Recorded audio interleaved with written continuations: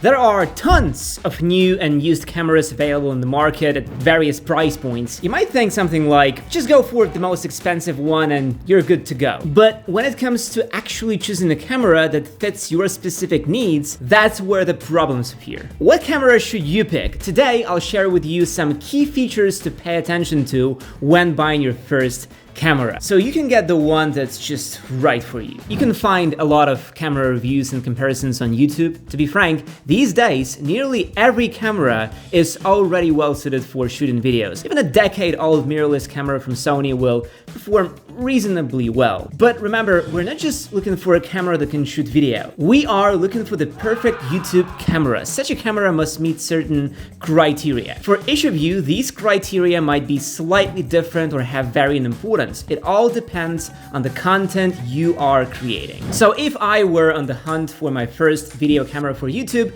the first specs I'd focus on would be resolution and frame rate. At this point, you shouldn't even consider cameras that can shoot at least in 1080p. There are many cameras on the market, even affordable ones that can shoot in 4K, some in 8K. Naturally, these cameras are noticeably more expensive than 1080p cameras. 1080p is the absolute minimum you should go for. This resolution is most popular on computers and phones, and few viewers will actually bump up the resolution while watching. Of course, don't forget that by choosing such a resolution, you'll be significantly limiting yourself in terms of camera animations during editing. With this resolution, you won't be able to zoom into your face or an object without losing a lot of detail. So if you do opt for such a camera, try to shoot in a way that minimizes the chances of degrading the image quality. If you are unsure how you will be editing your videos and where you might need camera animations, it's better to aim for 4K cameras. Well, when it comes to frame rate, the higher the better. Most cameras shoot video at no less than 30 frames per second by default. Some cameras can even shoot at a higher frame rate, up to 60 or even 120. And here too, keep in mind how you will be editing and on what device. If your content involves slow camera pans, smooth movements, or slow motion,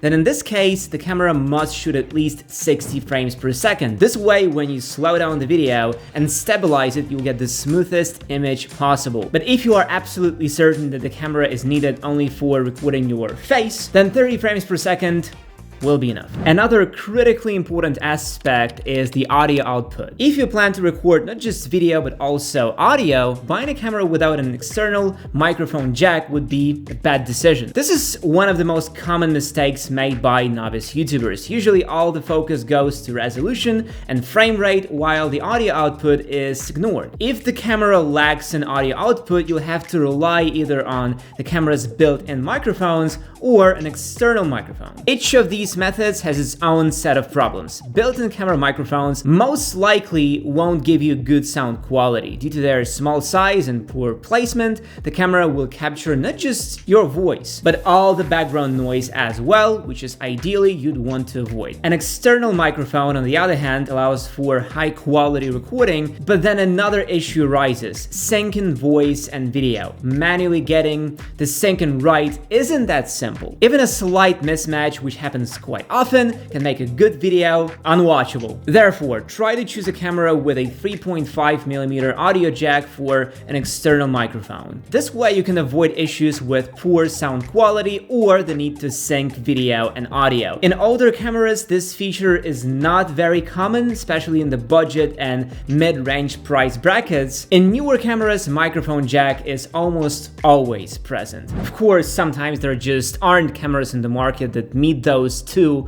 major criteria: resolution and the external microphone jack, but that's not a big deal since poor image quality or bad sound can easily be fixed in the Movavi video editor, which is included in the Movavi Unlimited package. Movavi Unlimited brings together the best of Movavi in one accessible and intuitive platform. You get video editing, photo editing, screen recording, file conversion, and more. 9 programs and a year of unlimited access to the effects store for the price of one app. Using all these 9 tools is extremely easy. Preparation of source files, editing videos, creating thumbnails, retouching photos, everything can be done in just a few clicks. Unlike its professional counterparts, Movavi Unlimited will run great even on an average computer thanks to great optimization. And now get ready to have your mind blown, folks. Movavi's got a deal that's too good to pass up. An 80% discount on all the apps in an amazing Movavi Unlimited plan. But if you feel like focusing on video and photo editing only, just give Movavi Video Suite and Photo Editor a shot. Its price is 35% lower than Movavi Unlimited, but the creative potential is almost the same. So don't miss out on these offers and choose your fighter in the description. Another very important feature is reliable autofocus. If you're a beginner, you're probably no stranger to focus issues in your shots. Modern cameras can track faces and objects in the frame, adjusting focus automatically, thus completely freeing you from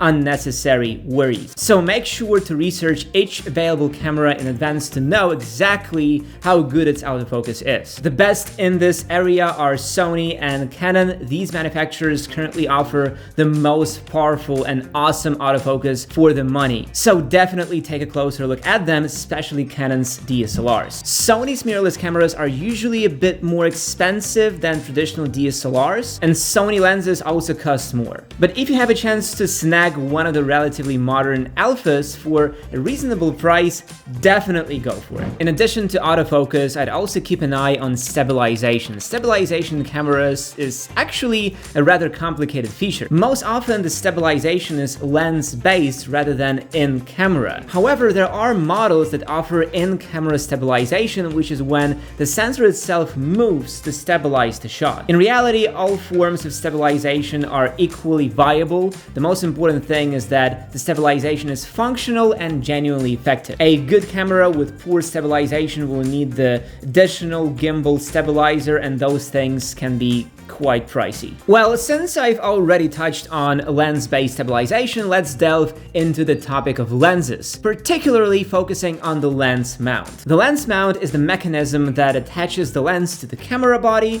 Different camera brands have their own unique types of mounts, meaning not all lenses are compatible with all cameras. This affects both the price and the selection of lenses available to you. There are adapters that allow you to use lenses from one type of mount on a camera with a different mount. But be aware that this can sometimes degrade image quality or limit lens functionality. As for the lenses themselves, if you are a beginner, it's best to start with a kit lens that often comes included with the camera. It's generally versatile and a good starting point. Later on, when you figure out that you need something more, like a wider angle or greater zoom, you can buy another lens. If you are looking to buy a good lens right off the bat, focus on parameters like aperture and focal length. However, this subject is quite broad and deserves a separate video. In addition to these technical parameters, it's important to consider smaller features that will directly impact the comfort of shooting. One such feature is the flip out screen. The worst thing you can do to yourself during shooting is to deprive yourself of the ability to see the image. Without knowing how you look in the frame, how can you properly perform?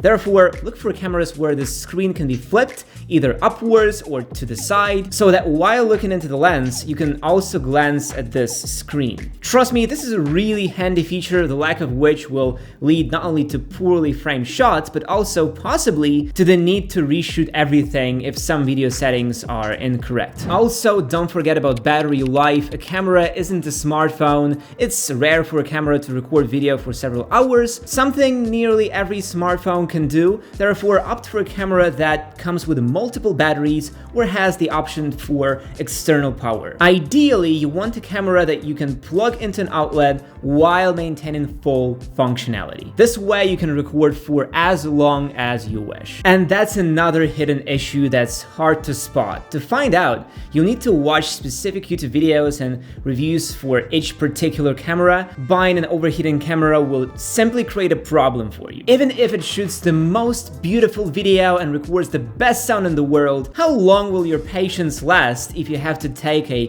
30-minute break every 10 to 15 minutes for the camera to cool down? I mean, sure, I could also say a few words about the camera's ergonomics and reliability, but if you're just starting out, these factors take a backseat. So when choosing a camera, check it against all the parameters I've talked about today in this exact order. This way you will 100% in this exact order. This way you will 100% pick an awesome camera that will perfectly suit you. Thank you guys for watching, and see you in the next one.